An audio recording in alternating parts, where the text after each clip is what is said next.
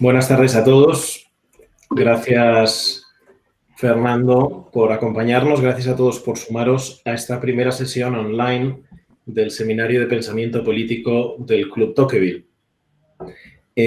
Para los que sois nuevos, porque el formato online tiene sus dificultades, pero tiene la gran ventaja de hacer posible que muchos de vosotros estéis hoy en el seminario, cosa que habíais deseado pero que era incompatible con otras obligaciones o porque estabais fuera de Barcelona, pues haré una presentación breve de qué es el Club Tocqueville, qué es este seminario de pensamiento político y después presentaré al famosísimo, ya conocido de todos en este país, Fernando Simón, no el virólogo, y algunas razones de por qué le hemos invitado, por qué este tema es importante y al final unas indicaciones prácticas que ya las ha dicho Albert, pero que creo que es bueno repetir.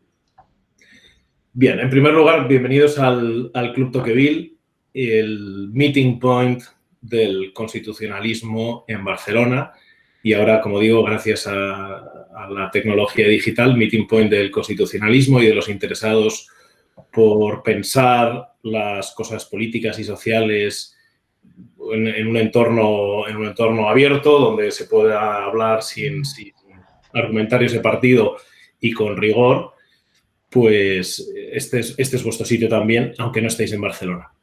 De hecho, revisando quiénes estabais conectados, he visto que había alguno de Madrid, de Zaragoza y quizá de algún sitio más. El Seminario de Pensamiento Político, esta es la segunda edición del Seminario de Pensamiento Político del Club Tocqueville, aunque en realidad hay una prehistoria del Club Tocqueville, que era el seminario de los viernes en la Facultad de Derecho, donde todavía siguen teniendo lugar de ordinario estas sesiones, organizadas por el profesor Josep María Castellà, que es ahora el presidente del Club Tocqueville y que está conectado con nosotros. Buenas tardes, Josep María. Y en estas sesiones creo que es importante aclarar las expectativas. Se lo explicaba esta mañana a Fernando. Son sesiones para gente muy interesada, pero no experta. Por tanto, damos por supuesto que tenéis muchísimo interés en comprender bien la obra y la importancia de la obra de John Rawls y de Dworkin en el pensamiento político finales del siglo XX y de este comienzo del siglo XXI, pero no os agobiéis si no sabéis o si no estáis muy familiarizados, porque esa es justo la tarea de Fernando, poneros en situación. Y para los que también los hay, que seáis expertos, espero que disfrutéis mucho de la capacidad de Fernando para compendiar y sintetizar los puntos centrales del pensamiento de estos autores y quizá abordarlo también de un modo crítico, que sería muy interesante tratar de modo más detallado. Os animo a poneros en contacto con él o también hacer alguna pregunta. Ahora diré cómo Fernando Simón. Fernando Simón, el constitucionalista, no es tan conocido como el virólogo, pero Fernando Simón, no quiero que suene a machada, pero es la verdad. Fernando Simón es una de las pocas personas que piensa en este país. Y que lo hace con un conocimiento de tres grandes tradiciones muy profundo que le permite decir cosas que suenan originales, aunque en realidad están muy arraigadas en esas tradiciones y que tienen la capacidad de decir cosas rigurosas y que se salen, por lo tanto, de lo que habitualmente escucharéis. Por un lado, él es constitucionalista. De hecho, estudió Derecho, hizo la tesis en Derecho, ambas cosas con premio extraordinario. Publicó su tesis doctoral sobre derechos fundamentales y medio ambiente y recibió el premio Tomás y Valiente, que es el premio a la mejor obra de Derecho Constitucional en España, en el año 2011. Y ya entonces pues mostró, y ha estado también estudiando en Alemania, pues está perfectamente anclado en la gran tradición del derecho constitucional, fundamentalmente alemana. Pero después, además, él ha estado en estancias, algunas de algunos meses, pero fundamentalmente un año de estancia de investigación como fellow en el James Madison Program de la Universidad de Princeton, con el profesor Robert George, que algunos conocéis.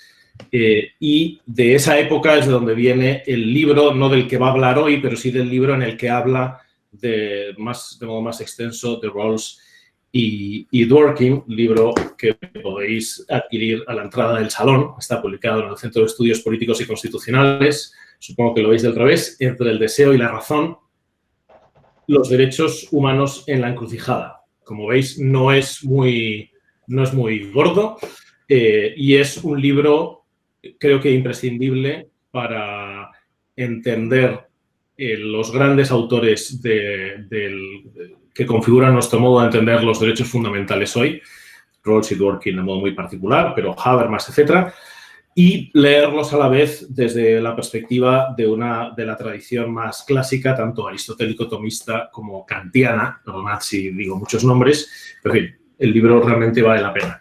Es, además, y esto así lo han dicho algunos ya en Estados Unidos, porque el libro acaba de ser traducido al inglés y publicado en Estados Unidos, es lo mejor que se ha escrito sobre fundamentación de los derechos humanos en diálogo crítico con la tradición liberal desde este otro libro de Robert George, Para hacer mejores a los hombres, libertades civiles y moralidad pública, que está, como veis, disponible en castellano también en la editorial Eyunsa, pero que obviamente está escrito en inglés. Pero, en fin, aparte de esta familiaridad con la tradición del derecho constitucional, con la tradición del derecho, con todos los debates anglosajones, que a veces son un poco autorreferenciales, pero que es muy importante conocer bien, y que conoce bien, como demostrará. Además, Fernando pues está perfectamente anclado en la gran tradición de la filosofía clásica, si queréis, de cuño así aristotélico, y especialmente esto se ha mostrado también en su producción literaria a través de traducciones de ese gran filósofo alemán, fallecido hace poco, Robert Spemann, que, digamos, realiza esta relectura de los grandes clásicos en el contexto moderno. En fin, creo que con esto queda claro que Fernando está perfectamente preparado para decir cosas importantes sobre Rawls y Dworkin, nombres que os sonarán. Hablará durante 40 minutos, más o menos. Hacia el final podéis poner vuestras preguntas en el chat. Yo intentaré compendiarlas y formularlas en voz alta para que Fernando las conteste después de su exposición. Como ha dicho Albert al principio, os pedimos que mantengáis vuestros micrófonos en off. Si tenéis problemas técnicos, como veo que alguno ha tenido, podéis usar el chat y Albert Guibernau os echará una mano. Y nada más, simplemente daros la bienvenida una vez más, darle las gracias a Fernando por su flexibilidad para adaptarse a días y formatos distintos para hablar de esto. Y quizá un último consejo en el mundo de las nuevas tecnologías, hagamos todos un esfuerzo por mantenernos focalizados en los próximos 45 minutos, una hora, para poder aprovechar bien la sesión. Muchas gracias. Fernando, todo tuyo. Muchísimas gracias a ti. ¿Se me oye bien? Sí, ¿no? Yo creo que tengo abierto bien. Gracias, Marcos. Bueno, lo primero, quiero empezar dando las gracias al Club Tocqueville por haberme invitado es un honor participar, de verdad, es un honor estar, en principio esto iba a ser en Barcelona al final, pero bueno, las circunstancias no han podido con nosotros y aquí estamos. Muchísimas gracias, de verdad, por la invitación a participar, muy especialmente a Josep María Castellà, catedrático de Derecho Constitucional de la Universidad de Barcelona y entrañable amigo, que me cursó la invitación, y a Ricardo Calleja, también entrañable amigo y profesor del IES. Que Ricardo es amigo, es que se ha visto en la presentación completamente desmesurada, que es propia de lo que hace un muy, muy buen amigo. Yo voy a hablar, efectivamente, de Rawls y Dworkin. Voy a intentar que sea relativamente divulgativo o relativamente didáctico, sobre todo teniendo en cuenta el formato en el que nos encontramos, este formato en el que no hay una interacción inmediata con con el público o está mediada por las cámaras. Mis alumnos, hay alguno aquí presente, me parece, ya conocen este trasfondo de alguna clase que hemos tenido online. John Rawls, me voy a centrar, bueno, primero voy a exponer cómo va a ser la exposición. Voy a explicar cómo va a ser la exposición. John Rawls y Ronald Dworkin son posiblemente los mayores representantes del liberalismo político, de la filosofía política liberal y jurídica, digamos liberal, de los últimos 50 años. En concreto, John Rawls, hay todo un pensamiento político después de Rawls. Hay un antes de Rawls y un después de Rawls. John Rawls ha condicionado las discusiones políticas de los últimos 50 años clarísimamente. Rawls representa la filosofía política contemporánea liberal, como digo, como ningún otro. Cuando digo liberal me refiero a liberal en el sentido americano de liberal, que tiene ciertas connotaciones distintas al liberalismo clásico. Liberal en Estados Unidos asume muchas ideas del liberalismo clásico, pero es la ortodoxia dominante de los últimos 50 años, sobre todo propugnada en buena medida por la socialdemocracia. La socialdemocracia, o lo equivalente a la socialdemocracia del centro-izquierda, podríamos decir, la izquierda americana, pero que en el ámbito social y cultural cada vez más se ha ido convirtiendo en mainstream cultural. John Rawls es el principal representante de esa línea de pensamiento político. Y Ronald Dworkin ocupa una posición similar en la filosofía del derecho, como veremos. Por lo tanto, creo que tiene mucho interés, estos dos autores tienen mucho interés. Yo voy a ser algo crítico, expondré especialmente el pensamiento de Rawls, me voy a centrar mucho en Rawls, porque creo que su relevancia en la historia del pensamiento, se puede decir político, es un autor que ha pasado a la historia de un modo que quizás, o con una intensidad, con una fuerza que no ha pasado todavía, me parece, Dworkin.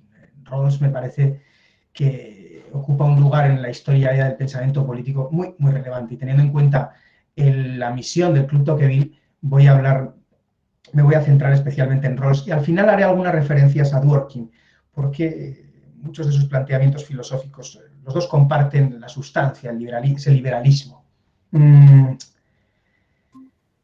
Mi interés por estos autores proviene efectivamente de ese libro, de esa investigación que hice en Princeton, de la que surgió ese libro, Entre el deseo y la razón, que ha salido ahora en inglés, y que en buena medida es un interés motivado por la preocupación del discurso contemporáneo de los derechos. Los derechos son instrumentos, forman parte del discurso legítimo, occidental, son lugares comunes de la legitimidad, hay que legitimarse apelando a los derechos.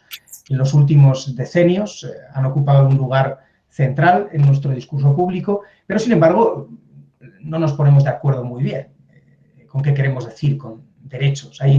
Muchas veces el debate de los derechos es una auténtica cacofonía. ¿Qué ocurre? ¿Qué es lo que pasa con los derechos? Esa era mi preocupación en su día y la afronté abordando estos pensadores políticos y de ahí surgió aquel libro. Como digo, voy a hacer una aproximación un tanto crítica. Primero seré descriptivo, expondré el pensamiento, las líneas maestras. El pensamiento de Rawls es extremadamente sofisticado, pero las líneas maestras de la estructura del pensamiento rawlsiano. Posteriormente haré algunas referencias a Ronald Dworkin. En tercer lugar, haré algunas valoraciones críticas, unas pocas, que es para lo que nos dará tiempo aquí. Y por último, ya pues podemos resolver algunas dudas o plantear preguntas. John Rawls. Rawls se enmarca dentro del contractualismo. El contractualismo, la teoría política del contrato social. Rawls quiere elevar la teoría del contrato social a un nivel más elevado de abstracción. Esa es su aspiración, elevar la teoría clásica del contrato social a un nivel más alto de abstracción.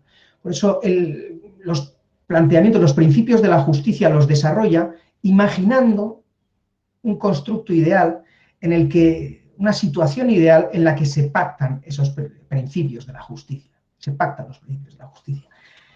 El panorama que idea parte de una posición original. Las partes se encuentran en lo que él llama la original position, la posición original.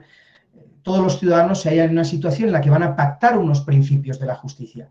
Y la clave es describir las circunstancias en que pacten esos principios para llegar al resultado, dependiendo de, vamos a plantear el modo ideal o la situación ideal en la que se pactarían los principios de la justicia y, teniendo en cuenta los intereses de las partes, veremos cuáles son esos principios, qué pacto surgiría de esa situación ideal. En esa posición original, las partes hacen abstracción de todo lo que va a haber de contingente en sus vidas.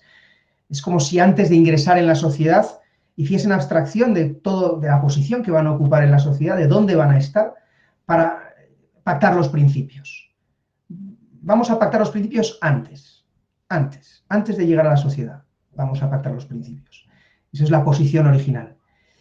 Y para que esos principios sean justos, esta es la situación en la que nos encontramos en esta posición original, tiene que ser la idónea de la que resulten esos principios justos. ¿Cuál es la situación idónea? Una situación, entiende Dworkin, en la que hagamos abstracción de todo lo contingente que hay en las vidas de las personas. Pongamos entre paréntesis todo lo contingente. Intereses, gustos, aspiraciones. Y aquí viene la clave, bueno, todos esos intereses, gustos, aspiraciones, todo eso estará cubierto por lo que Dworkin llama el velo de ignorancia. Hay un velo de ignorancia y las partes no saben ni qué posición van a ocupar, ni qué gustos van a tener, ni qué aspiraciones, no saben dónde van a caer. No saben tampoco qué intereses tienen los demás.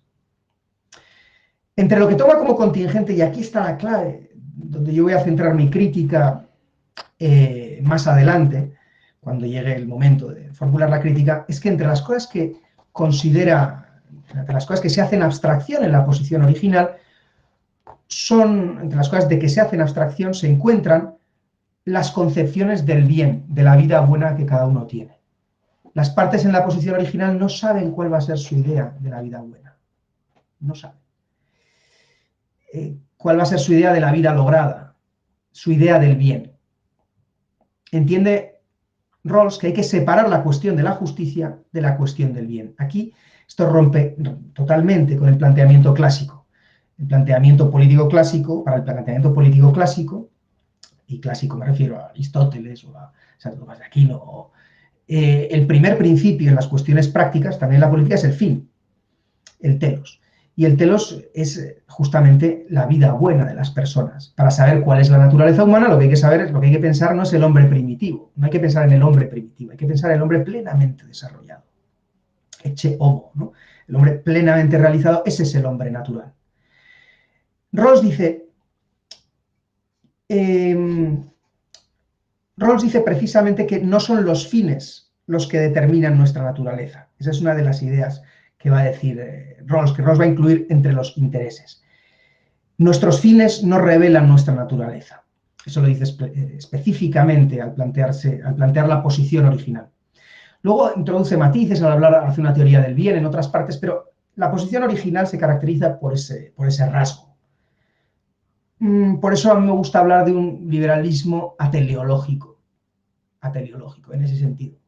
En el sentido de que la naturaleza, este liberalismo tiende a considerar la naturaleza de un modo no teleológico. Ahora procede a hacer un pequeño matiz. Hay unos bienes que Rawls sí tiene en cuenta en la posición original. Unos bienes que califica como bienes primarios. ¿Cuáles son los bienes primarios? Son las cosas buenas, dice Rawls, que uno querría cualesquiera otras cosas buenas quiera. Es decir, bienes que todos van a querer. ¿Y cuáles son esos? Esa es la clave. Pues para Rawls son aquellos que van a permitir a uno favorecer su planteamiento de vida. Lo que a cada uno va a permitir después potenciar, realizar su planteamiento de vida. Le llamaríamos bienes útiles en el fondo. Fundamentalmente. El autoestima es uno, pero luego son sobre todo libertades y propiedades. Las partes lo que quieren son libertades y propiedades. Bienes que les permiten realizar cualquier proyecto vital con independencia de momento, haciendo abstracción de cuál sea su contenido. Esos bienes primarios son los que Rawls sí tiene en cuenta en la posición original. En la posición original todas las partes lo que quieren es maximizar los bienes primarios. Y eso va a condicionar los principios de la justicia que parten. Ese deseo, ese interés por maximizar sus bienes útiles, sus bienes primarios. De alguna manera lo que las partes buscan entonces es empoderarse podríamos decir, en el lenguaje que hoy se utiliza, empoderarse. Y a partir de ahí, con esta base, eligen unos principios de la justicia. La situación en la que eligen esos principios o la situación de esa posición original está caracterizada también por un desinterés mutuo. Las partes no tienen el velo de ignorancia delante, no tienen interés por los intereses que otros tendrán, pero tampoco por los suyos propios. Tienen interés por maximizar sus posteriores intereses, pero todavía no tienen interés por los intereses de los demás todavía, vamos a dejarlo ahí. Y no tienen interés todavía por un proyecto con un contenido. Tienen interés por maximizar su posición, sea cual sea. Sea cual sea. No tienen interés por los intereses de los demás, desinterés mutuo. Además, los principios de la justicia son frutos de una rational choice, que se diría en el ámbito económico, o sea, una elección basada en el cálculo. En un cálculo en el que lo que las partes van a buscar es caer en una situación o asegurarse, maximizar sus intereses en el peor escenario imaginable. Ese es el objetivo de las partes en la posición original. Que en el peor escenario imaginable en que caiga la sociedad, sus intereses salgan maximizados, sean maximizados. Y con este planteamiento pactan unos principios que son los dos principios básicos de la justicia, aunque uno se divide en dos. El principio de igual libertad básica, que dice que cada persona debe tener un derecho igual al esquema de libertades básicas más extenso, compatible con un esquema similar de libertades de otros, para otros. O sea, maximizar las libertades compatibles con las libertades de los demás. Esa es un poco la idea de el principio de máxima libertad, de igual libertad básica, perdón. Y luego otro principio que es el principio que regula las desigualdades económicas.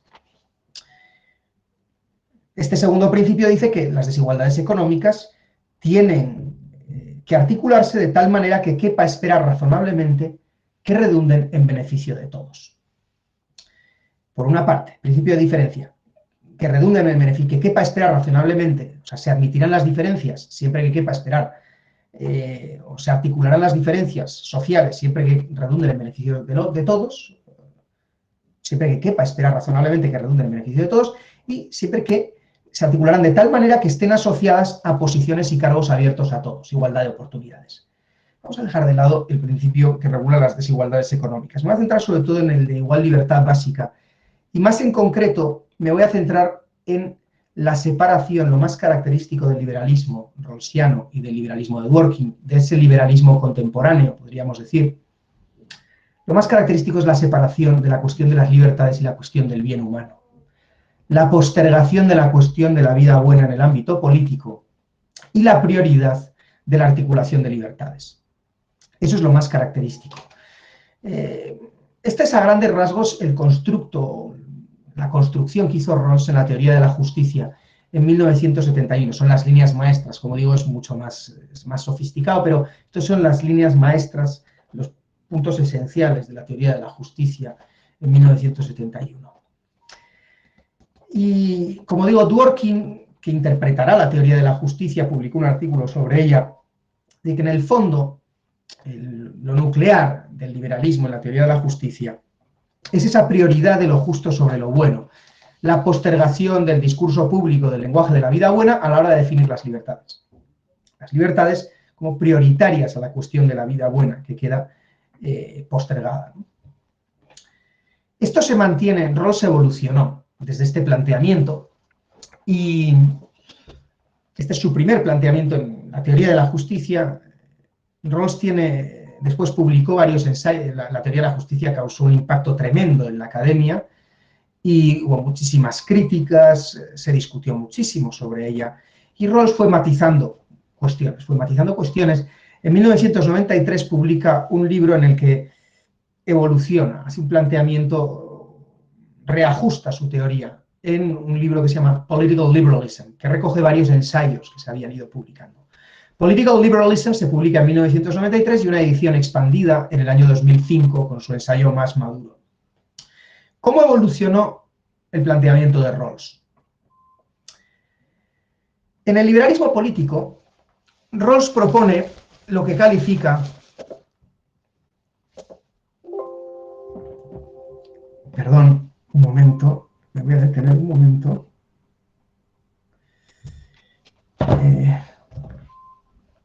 En el liberalismo político, no sé, se sigue bien, porque no sé si se me ha detenido alguna cosa. Se sigue bien, ¿no? Perdón, disculpadme, pero es que se ve la pantalla. Todo va correcto. Perdón, pero es que en algunos momentos lo siento. En el liberalismo político, Rawls actualiza de alguna manera, como digo, ajusta el planteamiento. Propone una comprensión del liberalismo que califica como política no metafísica. Political, no metafísico. Una comprensión cuyo eje central va a ser la idea de razón pública. Rawls plantea, bueno, la teoría de la justicia está planteada como toda una cosmovisión, toda una visión con toda una antropología de fondo.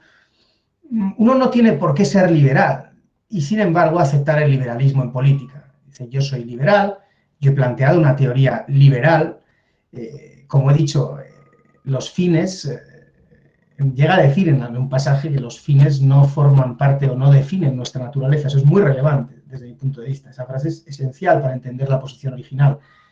Uno puede no aceptar esos planteamientos o la carga antropológica que pueden llevar esos planteamientos, esas tesis, y sin embargo ser liberal políticamente, porque el liberalismo es una teoría política, dice, no metafísica.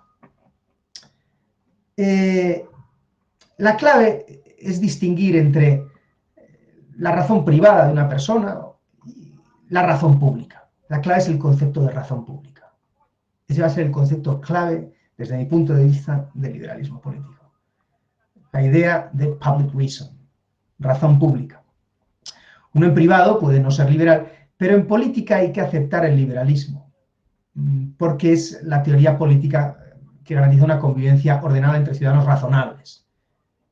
Esa razón pública viene dada por los ideales y principios expresados por la concepción que la sociedad tiene de la justicia política. Y estos ideales uno debería estar dispuestos a aceptarlos en el foro político, aunque, y son compatibles además con cualquier ideología que uno pueda tener en privado, con la filosofía particular de cada uno, pero en público uno debería estar dispuesto, las personas razonables, a aceptar en el foro político más que en el foro público, en el foro político estrictamente. O sea, no tanto en la discusión de la sociedad civil, sino en el foro político, parlamentos, importantísimo, tribunales constitucionales.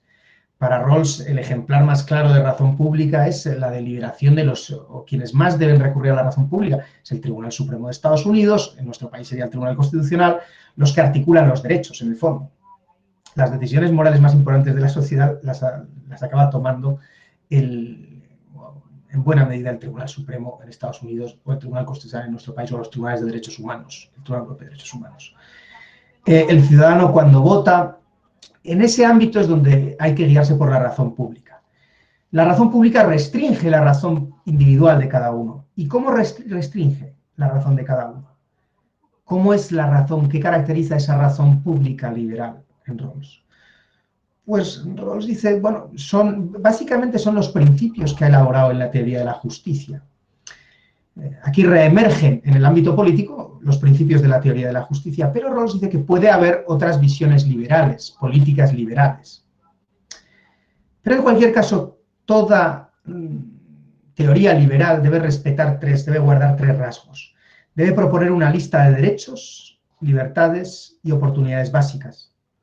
Debe afirmar, y esta es la clave, insisto, para mí, donde lo que más dudas me plantea, donde yo sería más crítico, lo que más problemas me plantea, la prioridad de esos derechos, libertades y oportunidades respecto a lo que llaman valores perfeccionistas, la idea de la vida buena, etcétera, etcétera. Y en tercer lugar, debe conferir a los ciudadanos bienes primarios que les permitan realizar su concepción del bien, bienes que les empoderen, lo que decíamos antes. Rawls plantea esto como, en nuestra sociedad, la neutralidad filosófica, esta neutralidad respecto al bien en el ámbito político, sería una exigencia para nuestra sociedad equivalente a la que se planteó en el siglo XVI, a raíz de las guerras de religión, con el principio de tolerancia religiosa. Después del principio del siglo XVI se termina imponiendo, el siglo XVI más o menos, se impone después de las guerras de religión, que tienen como su momento simbólico álgido la matanza de San Bartolomé en Francia en el año 1572, 4 años antes de que Bodino escribiese los 6 libros de la República. La neutralidad religiosa fue fruto de la necesidad de coexistir, de la pérdida de la unidad religiosa en Europa como consecuencia de la Reforma Protestante.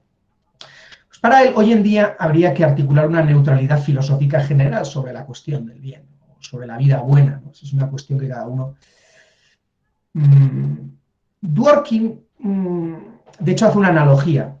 Rawls establece esta analogía en el liberalismo político entre la neutralidad religiosa en su día y la neutralidad filosófica. Ronald Dworkin interpretó, pasamos ahora a Dworkin, de alguna manera, con esto quedan trazadas las líneas maestras de esa prioridad de lo justo de las libertades. Ronald Dworkin interpretó el liberalismo de Rawls como... Dworkin en un artículo sobre el liberalismo político de Rawls decía que en el fondo todo el constructo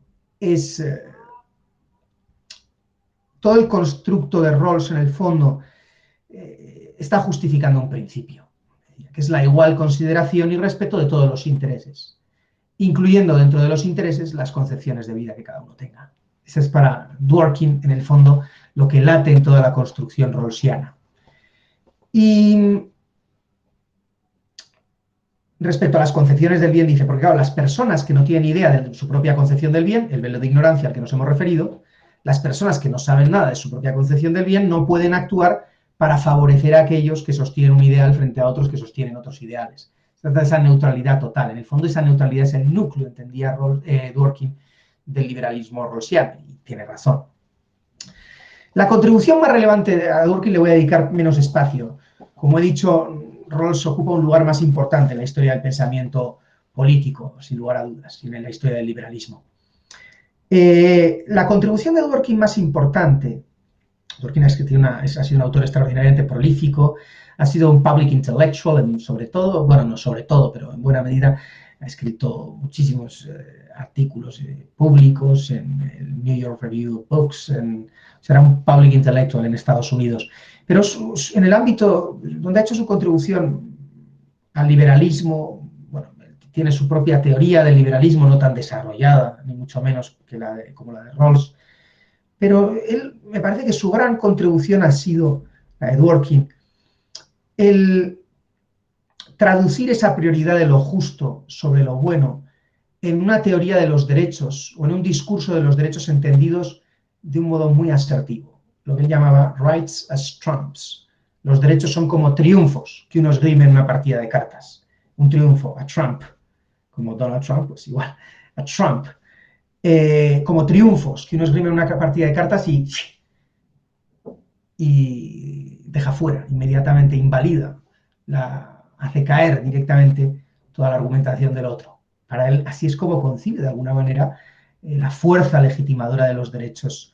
Ronald Dworkin, en el fondo, es esa prioridad radical de los derechos frente a las concepciones de la vida buena. Se ve muy claro ahí, esa prioridad radical.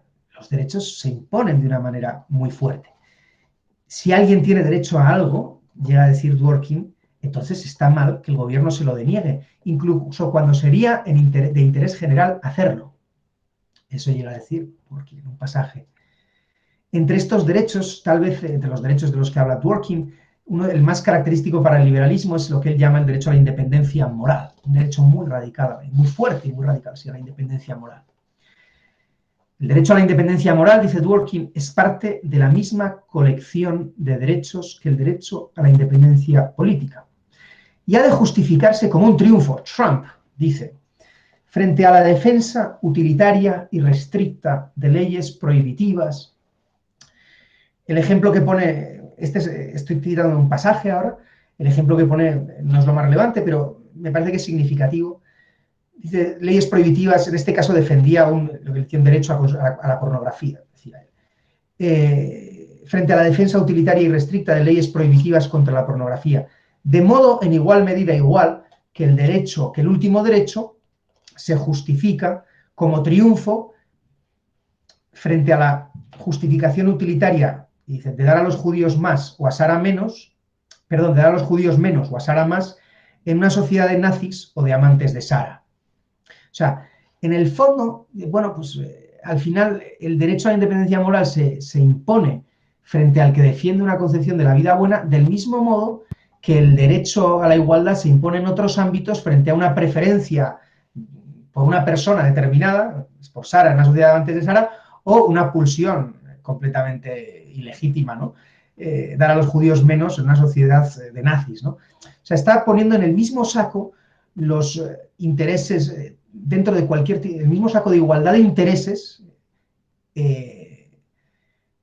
algo como la defensa de un bien honesto, en este caso, la lucha contra la pornografía, por ejemplo, o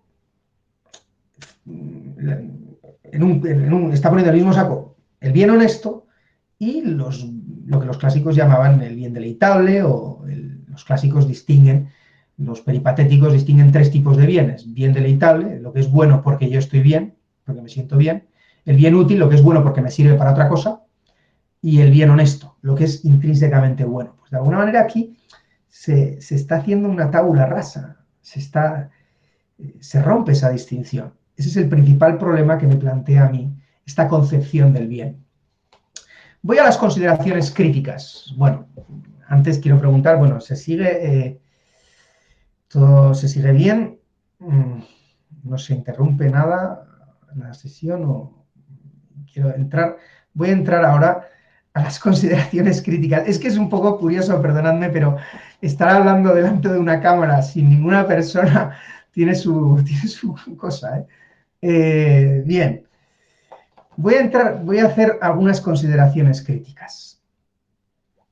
En primer lugar, hay una tendencia, ya lo he dicho, hay una tendencia a identificar, desde mi punto de vista, tanto en Dworkin como en Rawls, el bien con un interés. Favorecer una concepción del bien se concibe como favorecer un interés. Entonces el bien deja de tener valor intrínseco para todos, intersubjetivamente aceptable. El bien, la vida buena se convierte en concepción de la vida buena y se valora no como tal, sino en cuanto que es mía, en cuanto que yo la defiendo porque es mía. Se le ha criticado a Rawls que en las partes, en la posición original, no se toman en serio el bien, y Rawls replicaba: no, se lo toman tan en serio que van a pactar unos principios en la posición original que les van a permitir hacer valer cualquier concepción su concepción del bien, sea cual sea. Bueno, pero entonces no valoran el bien, no valoran el bien qua bien, valoran su concepción del bien qua suya, que es muy distinto, Como un interés la valoran, la quieren como un interés, no como algo bueno objetivamente. Valdría aquí el epigrama de Hume: "We never advance a step beyond ourselves", nunca damos un paso más allá de nosotros mismos. Esa frase de Hume me parece que es representativa del liberalismo ateleológico y en general de la mentalidad ateleológica, de la pérdida de la teleología en muchos discursos de la modernidad. Nunca damos un paso más allá de nosotros mismos. Otra crítica, claro, quizá desde el punto de vista político la más práctica. La crítica más práctica desde el punto de vista político a esta prioridad tan fuerte de lo justo sobre lo bueno, la crítica más fuerte, más incisiva, y la más, sobre todo, digo, la menos teórica, la más práctica, es: bueno, ¿y cómo se resuelve el conflicto de libertades? Esta es una objeción que ya se la planteó Hart a la teoría de la justicia. ¿Cómo puede solucionarse el conflicto de libertades si prescindimos de una idea del bien humano? ¿Con qué parámetro objetivo se pueden dirimir los conflictos entre las libertades preferencias de unos y las libertades preferencias de otros? La respuesta de Rawls es: la relevancia de una libertad dependerá de su importancia. Esta es la relevancia que da Rawls en el liberalismo político.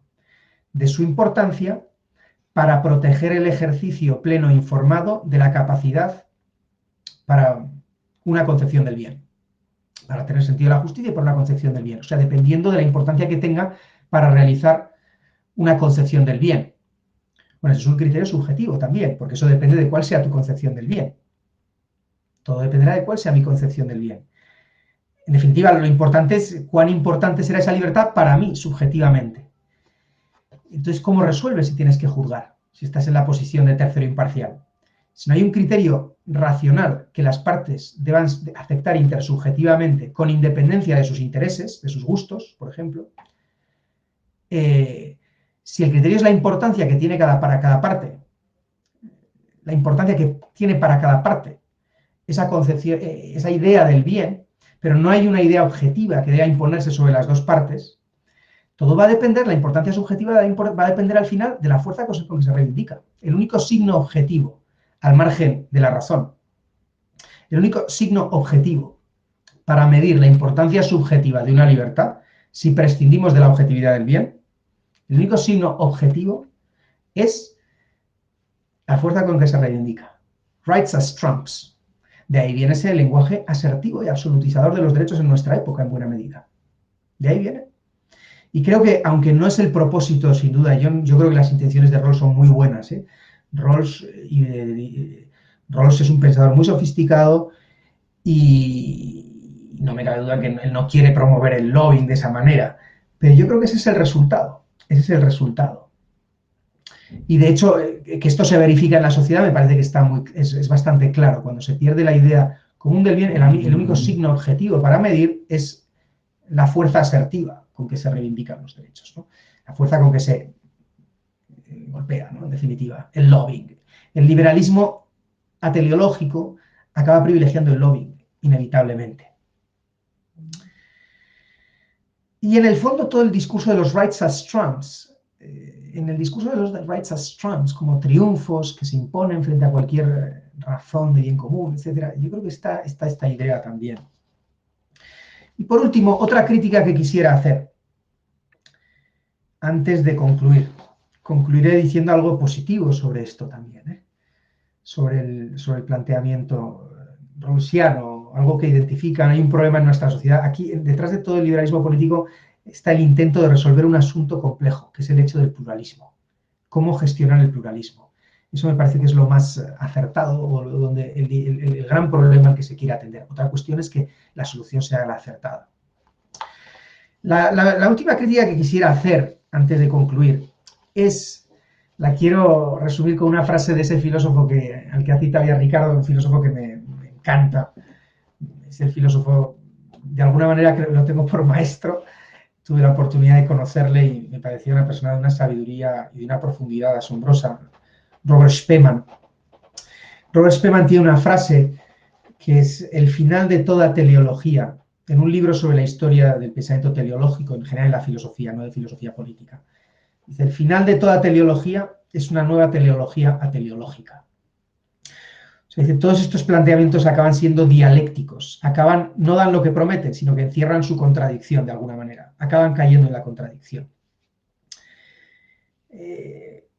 Aquí se ve, me parece, que hay unos bienes que sí se tienen en cuenta, los bienes primarios. Rawls considera que los bienes primarios, esos bienes que a uno le empoderan, son bienes que en el fondo son neutrales. Es normal, todo el mundo los quiere porque sirven para la maximización de esos bienes, permite realizar cualquier proyecto de vida, pero eso no es verdad. Cuando la sociedad se propone como proyecto maximizar bienes primarios, empoderar a todo el mundo, eso tiene consecuencias. Eso no es neutral para la vida buena de las personas, eso responde a un modo de vida, a un modelo de vida que tiene consecuencias. Por ejemplo, la eugenesia. La eugenesia se acaba imponiendo como deber. Rawls habla de políticas eugenésicas en algún pasaje de la teoría de la justicia como un deber de las generaciones anteriores frente a las posteriores.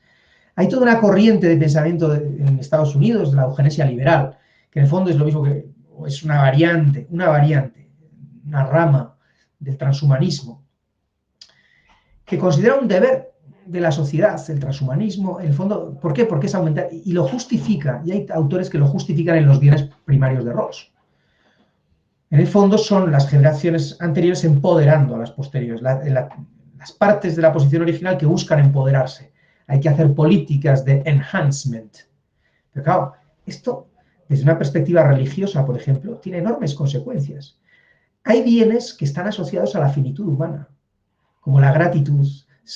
Michael Sandel, tiene un libro precioso, sencillito además, muy divulgativo, que se llama The Case Against Perfection, contra la perfección, que es una crítica muy dura al transhumanismo y defiende bienes asociados a la finitud humana, como la gratitud, la humildad. En cualquier caso, no es neutral. No es neutral defender los bienes primarios, la maximización de bienes primarios a toda costa. No es neutral, tiene consecuencias clarísimas. Dworkin ha defendido también la eugenesia, las políticas eugenésicas para mejorar la raza en Playing God, en un artículo significativamente titulado Jugar a ser dioses, Playing God, Genes, Luck and... no me acuerdo cómo acababa el título.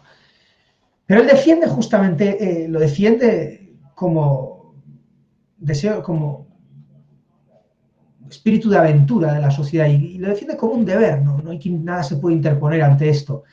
Y él reconoce, sin embargo, que los bienes que proceden de la naturaleza, que están asociados a la finitud, son más apreciados por las personas religiosas, por ejemplo, pero no le da importancia.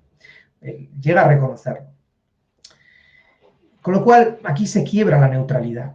La neutralidad se quiebra, estamos viendo, me parece, cómo la neutralidad en nuestra época se quiebra cada vez más conforme el liberalismo de la neutralidad se va convirtiendo en un liberalismo de la imposición. Lo vemos cada vez más. El liberalismo cultural, cuando digo liberalismo me refiero a ese mainstream liberal americano, esa ortodoxia, ¿no?, a la que me he referido, de la que he hablado, se va convirtiendo cada vez más en un liberalismo de la imposición. Ya no se trata de que me respetes, ya no se trata tanto de que me respetes a mí, que soy diferente, sino que me reconozcas, que digas que lo que yo hago está bien. El tema de la objeción de conciencia, por ejemplo, las libertades de conciencia empiezan a sufrir. Ahí se ve también esa dialéctica de la tolerancia liberal, yo le llamaría así. Estamos pasando eso de un liberalismo de la disolución, más que de la neutralidad, sí, de la neutralidad, pero que es disolución. Hemos pasado de un liberalismo de la disolución a un liberalismo de la imposición, en buena medida, me parece. El bien primario por antonomasia de Rawls es el autorrespeto, self-respect. Pero el autorrespeto puede exigir reconocimiento ajeno. Entonces chocará,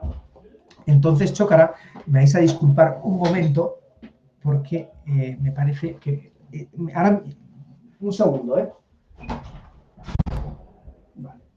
Perdonad, disculpadme, que he tenido que levantarme, perdón. El autorrespeto puede exigir reconocimiento, pero el reconocimiento de ciertos modelos de vida puede chocar con la libertad de conciencia de los otros. Entonces, ¿cómo se compatibilizan las libertades sin una idea de lo que es digno de protección desde el punto de vista de lo noble, del bien, de lo que está bien y lo que está mal? Ahí está la dialéctica. Y luego una última crítica que yo haría antes de concluir diciendo algo muy positivo de este intento liberal, como he dicho. La última crítica también tiene que ver con esta dialéctica, lo que yo llamo la dialéctica de la tolerancia liberal. Pero, y es una crítica que ha formulado Taylor, me parece, Charles Taylor, el filósofo canadiense, la expresó de un modo magistral. En el fondo, dice Taylor, separando lo procedimental y lo sustantivo, estas teorías separan férreamente lo procedimental y lo sustantivo. Taylor está criticando todas las teorías que se llaman procedimentalistas. Separan el procedimiento de lo sustantivo, del bien. Y dicen, la cuestión del bien hay que dejarla de lado. La prioridad es de lo procedimental. Separan lo procedimental de lo sustantivo, pero en el fondo esa separación, detrás de su procedimiento, lo que hay es la protección de unos bienes.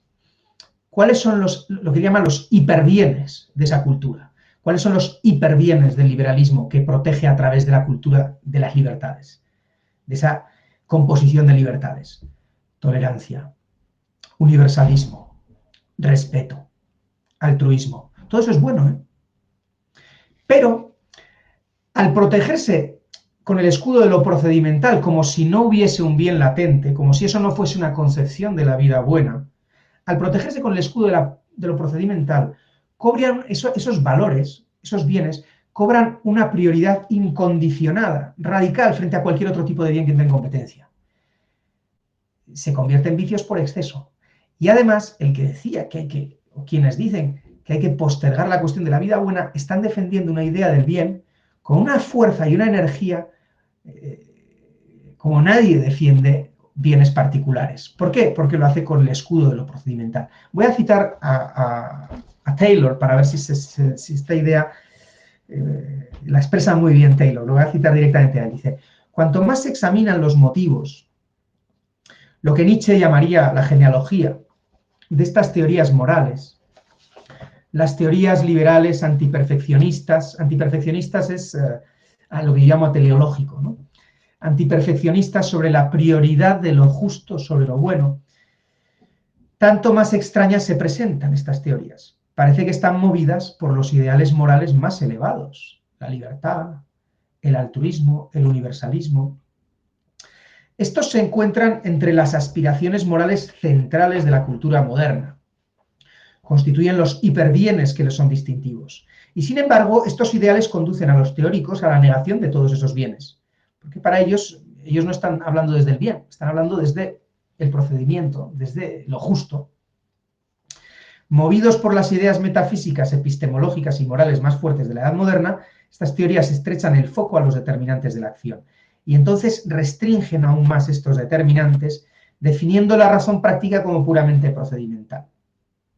Mistifican completamente la prioridad de la moral, identificándola no con la sustancia, sino con una forma de razonamiento, alrededor de la cual trazan férreos, linderos. Entonces son movidos a defender estas fronteras con tanta mayor ferocidad cuanto que es el único modo de hacer justicia a los hiperbienes que les mueven, a pesar de no poder reconocerlos. Esta me parece que es bastante aguda, esta crítica, donde está desenmascarando que detrás de todo esto, de todo este discurso, hay una concepción del bien, de lo bueno.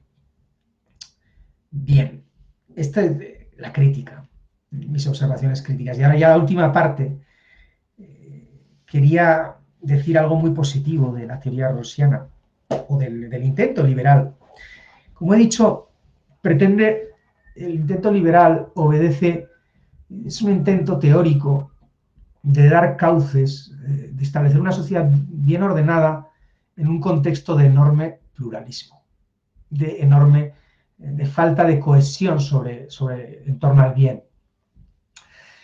Lo que pasa es que al poner entre paréntesis el bien de un modo tan teórico, tan a priori, ya desde el principio, lo moral queda, lo moral en el sentido de lo bueno, mejor dicho, lo ético, algunos distinguen lo moral y lo ético. Al hacer esa separación tan férrea, se alimenta todavía más la disgregación social, se alimenta la desunión, la disgregación va aumentando, o sea, la entropía sigue su curso. Creo que el resultado no es óptimo. Es cierto que al pluralismo hay que darle respuesta. Y la filosofía política clásica no ha sido completamente silenciosa ante eso. El pensamiento clásico sí que ha dicho algunas cosas. Por ejemplo, ha dicho, para empezar, que solo se puede legislar sobre cuestiones que afectan a otros. La primera restricción de la razón pública, o sea, hay una idea de razón pública en la filosofía clásica. Primera restricción de la razón pública en la filosofía política clásica. Todo cuanto se regula tiene que tener razón de justicia, es decir, de alteridad. Lo que solo me afecta a mí, ahí el Estado no tiene que entrar. Eso por un lado. Y por otro lado, la filosofía política clásica habla siempre de la virtud de la prudencia política. Dice, tanto en Kant como en Santo Tomás de Aquino, no se puede imponer el bien indiscriminadamente. El bien no se puede a machamartillo, no se puede imponer. Hay que tener en cuenta la opinión de los gobernados. O sea, hay que filtrar las propias ideas sobre lo bueno, sobre el bien común, etcétera, etcétera. Incluso la propia idea de la sociedad ideal, todo eso hay que filtrarlo. A la hora de legislar hay que tener en cuenta lo que los demás piensan, lo que el pueblo está dispuesto a aceptar, lo que es justificable públicamente. Esto lo han dicho siempre los clásicos. ¿Que a partir de esto se podría teorizar más? Sí, se puede desarrollar más posiblemente. Bueno, no lo sé, se podrá, supongo. Ahora bien, a la hora de desarrollarla hay que tener mucho cuidado de no dar pasos en falso, porque si se pone entre paréntesis el bien. Si se dan pasos en falso, se puede perder, el resultado puede ser peor. A veces, y ya con esto termino, muchas veces cuando uno hace una crítica a alguna teoría, a uno le dice, bueno, ¿y tú qué propones? ¿Tú qué propones? Bueno, ojo con el ¿y tú qué propones? Porque es mejor no proponer nada a proponer algo que es erróneo, por ejemplo. O a proponer algo, o sea, es preferible no saber que saber mal, que saber el error, esto, por así decirlo. O sea, que tampoco, ese no es un argumento contra una crítica legítima. A veces es mejor, pues bueno, mantener el discurso de la prudencia, etcétera, etcétera, sin desarrollar una teoría muy sofisticada. Bien. Preguntas. Muchas gracias, Fernando. Bueno, perdón, para terminar, muchísimas gracias a vosotros, de verdad, por vuestra paciencia, por vuestra paciencia para escuchar. Y bueno, sí, bien, perdón. Mira, creo que hay una pregunta que está en la cabeza de muchos, que formula Pepe Huelves, y que tenía yo en la cabeza, y si me lo permitís, lo formulo en términos como más divulgativos, más populares. En España se suele decir esto de la moral no se legisla, que es una expresión que de alguna manera es sinónima de muchas de las cosas que has dicho de Rawls, ¿no? Y sin embargo hemos pasado a esto que has llamado de liberalismo de imposición, ¿no? Y la pregunta de Pepe, y la mía también, es cómo se pasa de este liberalismo que no quiere legislar una moral, que no quiere imponer una visión comprensiva del bien, una visión teleológica en este sentido. Me habéis pedido alguno también que aclare qué es teleológico. Teleológico no es teológico, la ciencia sobre Dios, sino teleológico, lo referido al telos, que es el fin de la vida buena.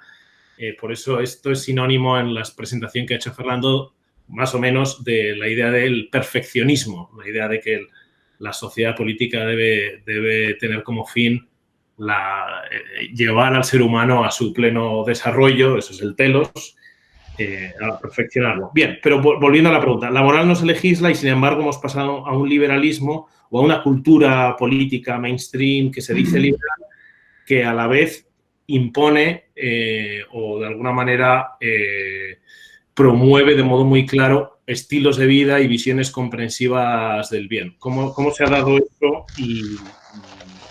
Sí. Bien, bueno, quiero decir dos cosas sobre eso, Ricardo. Lo primero que quería decir, lo de que la moral no se legisla, eso estoy de acuerdo, con reservas estoy de acuerdo, o sea, con matices. O sea, hay un ámbito legítimo de eso también, por así decirlo. O sea, el perfeccionismo no tiene una plantilla de sociedad ideal que la impone, no. Cuando yo hablo de la relevancia sobre el bien y sobre la vida buena, y esto es muy importante, me refiero sobre todo a tener en cuenta, considerar a la hora de legislar, pero el considerar puede ser de muchas maneras. Hay muchas visiones de lo que es una vida buena, legítimas y distintas, por supuesto, pero los límites de lo que es una vida mala, por ejemplo, muchas veces lo tenemos más claro de lo que parece. Cuando se dice la moral no se legisla, bueno, muchas veces sabemos lo que está mal. Igual no nos ponemos de acuerdo sobre la excelencia, pero hay cosas que están mal. Y eso hay que tenerlo en cuenta a la hora de legislar, no promover eso, desincentivar eso. Eso ya es tener en cuenta la vida buena. Entonces, muchas veces no se trata tanto de imponer una plantilla de la vida buena, sino de tener en cuenta, de partir del telos humano como referencia esencial para legislar y para componer los conflictos de libertades. O sea, la pretensión a la hora de realizarse, a la hora de efectuarse en la realidad, la pretensión del pensamiento clásico es mucho más moderada. En su realización práctica tiene un alcance muy prudencial, pero en su planteamiento teórico parte del fin, de que no se puede prescindir del bien humano y en el momento en que se prescinde, eso es lo primero que quería decir. O sea, que en su realización práctica, la prudencia, el no legislar, la moral a machamartillo, todo eso está muy presente, siempre lo ha estado en el pensamiento clásico. Sobre cómo se ha pasado del liberalismo, creo que era esa la pregunta, ¿no? ¿Cómo se ha pasado del liberalismo de la disolución al liberalismo de la imposición? Yo creo que se ha pasado porque el liberalismo de la disolución no era neutral cuando disolvía tampoco. Ya había unos valores de fondo. A la hora de disolver ciertas estructuras morales, ya hay unos valores de fondo. O sea, ya cómo se ha realizado todo eso, ahí habría que entrar en una exploración sobre la afectividad negativa que ha sido conducida a la sociedad por los medios. Todo es mucho menos teórico, o sea, no sé cómo decirlo, es todo mucho más, bueno, todo se puede teorizar, todo se puede dar cuenta teóricamente, pero creo que sería mucho más,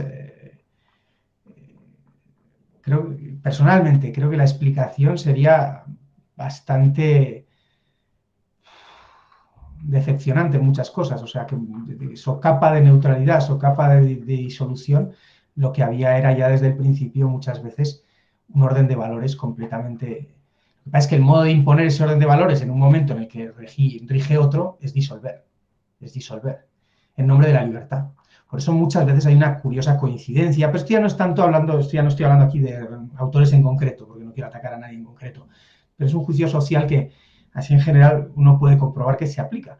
Muchas veces en el mismo barco en que han estado quienes defendían la disolución, justamente, la libertad, luego no han tenido ningún problema en que se impongan modelos de vida, digamos, más liberales. Los que en su día defendían la libertad religiosa a capa y espada, por ejemplo, para oponerse a otros modelos sociales, ¿no? O sea, muchas veces hay una coincidencia ahí. Ese es mi plan, ese es mi punto de vista. Que desde el principio esa dialéctica ya estaba presente. Esa dialéctica de la tolerancia liberal, solo que en su momento, la imposición, cuando no es imposición cuando no tienes el terreno, ¿no? No sé si con esto respondo. Sí. Muchas gracias, Fernando. Hay otro par de preguntas que tienen un tema común. Lo que pasa es que me temo que estamos un poco fuera de hora.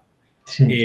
Y creo que mejor que me vais a perdonar los que habéis formulado las preguntas que eran referidas, en el fondo es la perplejidad que genera o la dificultad que genera siempre el tema de la objetividad del bien, ¿no? Esto a lo que has hecho referencia, que en el fondo es básico para cualquier crítica o alternativa al liberalismo que renuncia a plantearse el bien. Pero, en fin, mejor que entrar en este tema que creo que es difícil y no nos va a dar tiempo, sí te pediría que hicieras, para que acabáramos, sí, un pequeño mapa de quiénes están del lado, por decirlo así, antiperfeccionista o antiteleológico, ¿no? Ateleológico del que hablabas, qué autores y qué corrientes están ahí y qué autores contemporáneos están del otro lado. Porque tú has hecho referencia a la tradición clásica, Aristóteles, Santo Tomás, pero evidentemente hay otros autores, aparte de ti, que hablan de estos grandes temas, de